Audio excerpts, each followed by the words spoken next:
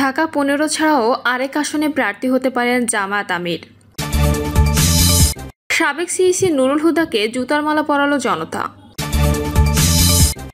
জানাবো প্রবাসী ছেলে নির্যাতনে বাবা হাসপাতালে। এবং সর্বশেষ জানাবো রাষ্ট্র সংস্কারের সুযোগ হারানো যাবে না বলছেন প্রধান উপদেষ্টা। শুনছিলেন সংবাদ শিরোনাম, এবারে বিস্তারিত। ঢাকা ১৫ ছাড়াও আরেক আসনে প্রার্থী হতে পারেন জামায়াত আমির। আগামী সংসদ নির্বাচনকে সামনে রেখে রাজনৈতিক দলগুলোর মধ্যে নানা হিসাব নিকাশ চলছে।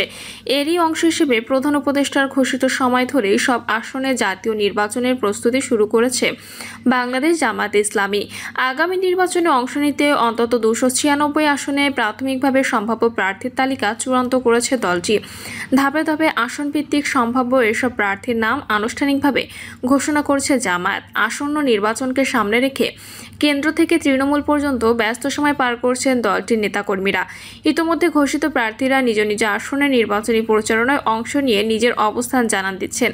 এদিকে দলটির আমির ডক্টর শফিকুর রহমান ঢাকা ১৫ আসন থেকে আগামী নির্বাচনে লড়তে পারেন বলে জানা গেছে। ইতোমধ্যে এই আসনের নির্বাচনী প্রচারণা চালিয়েছেন জামায়াত আমির। চলতি বছরের ২৫ এপ্রিল রিকশায় করে নির্বাচনী গণসংযোগ করতে দেখা গেছে ডক্টর শফিকুর রহমানকে। এর আগে ২০১৮ সালে জাতীয় নির্বাচনে এই আসনটিতে প্রার্থী হয়েছিলেন ডক্টর শফিকুর রহমান। অন্যদিকে ঢাকা ১৫ ছাড়াও জন্মস্থান মৌলভীবাজার ২ আসনে প্রার্থী হতে পারেন জামায়াত আমির। দলীয় বিশ্বস্ত সূত্রে এমনটি জানা গেছে। সাবেক সিইসি নুরুল হুদাকে জুতার মালা পরালো জনতা। সাবেক প্রধান নির্বাচন কমিশনার এ.কে.এম. নুরুল হুদার গলায় জুতার মালা পরিয়েছে জনতা। সন্ধ্যার দিকে রাজধানীর উত্তরায় স্থানীয় জনতা তাকে আটক করে পুলিশে সোপর্দ করে। নুরুল হুদাকে আটক করার একটি ভিডিও সামাজিক যোগাযোগ মাধ্যমে ভাইরাল হয়। ভিডিওয়ে দেখা যায় স্থানীয় জনতা তাকে ঘিরে রেখেছে। তার গলায় জুতা ঝুলিয়ে স্থানীয়রা বিভিন্ন স্লোগান দিচ্ছিলেন। নুরুল হুদা গলায় জুতার মালা পরিহিত অবস্থায় দাঁড়িয়েছিলেন। এ সময় তার সামনে দাঁড়িয়ে একজন বলেন, ও যে স্বৈরাচার সৃষ্টি করেছে এটা তার উপহার, ও আর স্বৈরাচার সৃষ্টি করতে পারবে না। ফেসবুক ব্যবহারকারী মোহাম্মদ জহিরুল ইসলাম লিখেছেন, স্বৈরাচার শেখ হাসিনার সাবেক প্রধান নির্বাচন কমিশনার নুরুল হুদা কট পরানো হলো জুতার মালা। ফ্যাসিস্ট হাসিনার অবৈধ নির্বাচনের হোতা নুরুল হুদাকে জুতার মালা পরালো জনতা। উল্লেখ করে তিনি আরও লিখেছেন, আগামীতে যে বা যারা সম্ভাব্য ফ্যাসিবাদের দালালি করে জনগণের ভোটাধিকার হরণে সহযোগিতা করবে তাদের জন্য এই দৃশ্যে রয়েছে শিক্ষা। এই ফেসবুক ব্যবহারকারী আরও লিখেছেন, আওয়ামী লীগ সরকারের সময় অবৈধভাবে জনতার মঞ্চ এ সংশ্লিষ্টতার অভিযোগে বিএনপি জামায়াত জোট সরকার তাকে যুগ্ম সচিব হিসেবে কর্মরত অবস্থায় ২০০১ সালে বাধ্যতামূলক অবসরে পাঠায়। পরবর্তীতে সুপ্রিম কোর্টের এক রায়ে অন্যান্য কর্মকর্তা সহ নুরুল হুদা ভূতাপেক্ষা পদোন্নতি পেয়ে সচিব হিসেবে অবসর গ্রহণ করেন। কে.এম. নুরুল হুদা মুক্তিযোদ্ধা ছিলেন। এছাড়া তিনি পরিবেশ ও বন মন্ত্রণালয়ে যুগ্ম সচিব এবং সংসদ সচিবালয়ে যুগ্ম সচিব ছিলেন। ২০১৭ সালের ১৫ ফেব্রুয়ারি এ কমিশন দায়িত্ব গ্রহণ করে। দ্বিতীয়বারের মতো সার্চ কমিটি গঠনের মাধ্যমে কে.এম. নুরুল হুদা কমিশনকে নিয়োগ দেন রাষ্ট্রপতি আব্দুল হামিদ। ৫ বছরের মেয়াদে একাদশ সংসদ নির্বাচন, সংসদীয় আসনে উপনির্বাচন সহ বিভিন্ন স্তরের প্রায় ৫,০০০ নির্বাচন সম্পন্ন করেছে কমিশনটি। বেশিরভাগ ভোট নিয়ে বিভিন্ন মহলে উঠেছে নানা প্রশ্ন, এমনকি সমালোচনা ছিল কমিশনের ভেতরেও। তবে অনলাইনে মনোনয়নপত্র দাখিল, জাতীয় সংসদ নির্বাচন থেকে শুরু করে তৃণমূলের ইউনিয়ন পরিষদ পর্যন্ত ইলেকট্রনিক ভোটিং মেশিন ব্যবহার সহ আলোচিত কিছু পদক্ষেপ দেখা গেছে এই কমিশনের আমলে। অবশ্য কমিশন দাবি করে দে ডিড দেয়ার বেস্ট।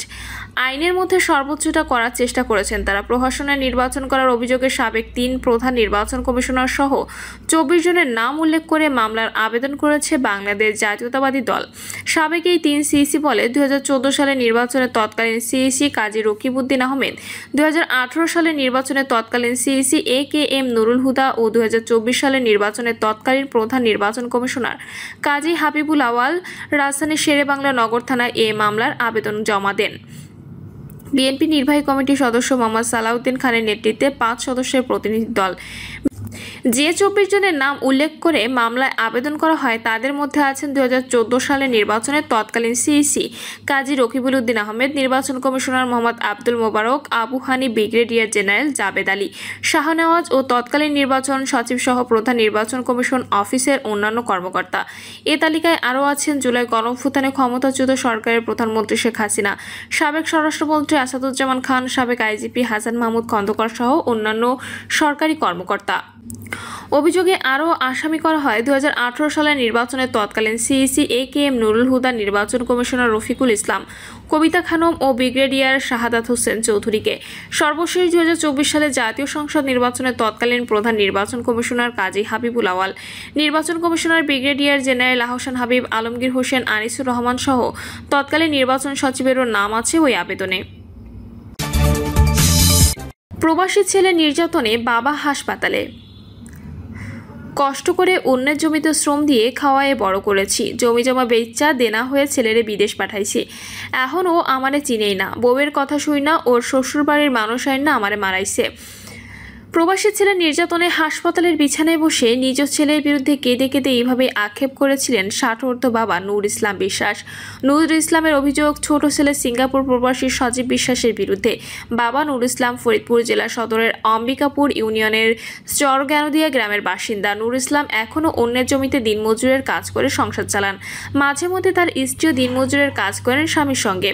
জানা গেছে নূর ইসলামের 2 ছেলে ও 3 মেয়ে। বড় ছেলে পরিবার নিয়ে অন্যত্র থাকেন। অসুস্থ স্ত্রী রেজিয়া বেগমকে নিয়ে অন্যের জমিতে শ্রম বিক্রি করে চলে নূর ইসলামের সংসার। বয়সের ভারে অনেকটা নুয়ে পড়েছেন তিনি জানান, বসতবাড়ি জমি লিখে না দেওয়ায় গত বৃহস্পতিবার সকালে ছোট ছেলে ও ছেলের শ্বশুরবাড়ির লোকজন নির্যাতনে গুরুতর আহত হন তিনি। বর্তমানে তিনি ফরিদপুর সদর হাসপাতালে চিকিৎসাধীন রয়েছেন। নূর ইসলাম বলেন, জমি জমা বিক্রি করে 2016 সালে ছোট ছেলেকে সিঙ্গাপুর পাঠাই।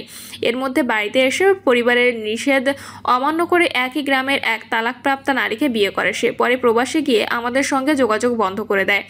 6 বছর পর গত 29 মে দেশে এসে শ্বশুরবাড়িতে অবস্থান নেয়। এর মধ্যে বাড়িতে এসে বসতভিটা জমি লিখে দেওয়ার জন্য চাপ সৃষ্টি করে।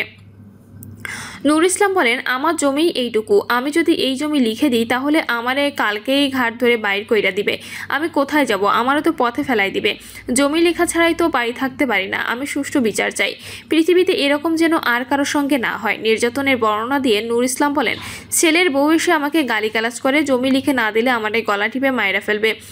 তখন ফোন দিয়ে লোকজন আনে, তারা আমার বুকের পাশে হাতুড়ি দিয়ে বাড়ি দেয়, আমার ঘাড়ে গিলায়। আমার ছেলেই সবকিছু করাইছে। আমি হাসপাতালে আসার পরে ট্রাক এনে আমার গরুও নিয়ে গেছিল, তখন মানুষের ঠেকায় রাখে।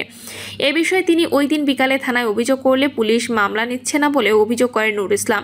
এজাহারে ছেলে সজীব বিশ্বাস, স্ত্রী তানজিলা, শ্যালক জিহাদ শেখ, শ্বশুর হালিম শেখ, স্থানীয় মালিক মণ্ডল সহ 6 জনের নাম উল্লেখ করে। এ বিষয়ে কথা বলতে অভিযুক্ত সজীব বিশ্বাসের ব্যবহৃত মোবাইল ফোনে একাধিকবার ফোন দিয়েও বন্ধ পাওয়া যায়। এছাড়া বাড়িতে গিয়েও কাউকে পাওয়া না যাওয়ায় বক্তব্য নেওয়া যায়নি। কোতোয়ালি থানার পরিদর্শক মোহাম্মদ আসাদুজ্জামান বলেন, বিষয়টি নিয়ে অভিযোগ পেয়েছি এবং আইনগত ব্যবস্থা প্রক্রিয়াধীন রয়েছে। যতটুকু জেনেছি এটা পারিবারিক বিরোধ। রাষ্ট্র সংস্কারের সুযোগ হারানো যাবে না, বলছেন প্রধান উপদেষ্টা। রাষ্ট্র সংস্কারের সুযোগ কোনোভাবে হাতছাড়া না করার আহ্বান জানিয়েছেন অন্তর্বর্তী সরকারের প্রধান উপদেষ্টা অধ্যাপক ডক্টর মোহাম্মদ ইউনূস। প্রধান উপদেষ্টা বলেন, জুলাই অভ্যুত্থানে রাষ্ট্র সংস্কারের জন্য যে সুযোগ তৈরি হয়েছে তা আর কখনো আসবে না। এ সুযোগ হারাতে দেয়া যাবে না। তিনি আরও বলেন, জুলাই শহীদদের আকাঙ্ক্ষা বাস্তবায়নে আমাদের অনেক দূর যেতে হবে। মানবতা বিরোধী অপরাধের বিচারে স্বাধীনভাবে কাজ করছে ট্রাইব্যুনাল। অপরাধীদের বিচারের বিষয়ে জাতি ঐক্যবদ্ধ আছেন বলেও জানান তিনি। তার মতে, বিচার বিভাগের পৃথক সচিবালয় হলে স্বায়ত্তশাসন নিশ্চিত হবে, হস্তক্ষেপ মুক্ত হবে, বিচার বিভাগ নিশ্চিত হবে স্বাধীনতা ও জবাবদিহিতা। প্রিয় দর্শক, এই ছিল এখনকার সর্বশেষ সংবাদ। আপডেট সব সংবাদ পেতে চ্যানেলটি সাবস্ক্রাইব করে বেল আইকনটি ক্লিক করে রাখুন।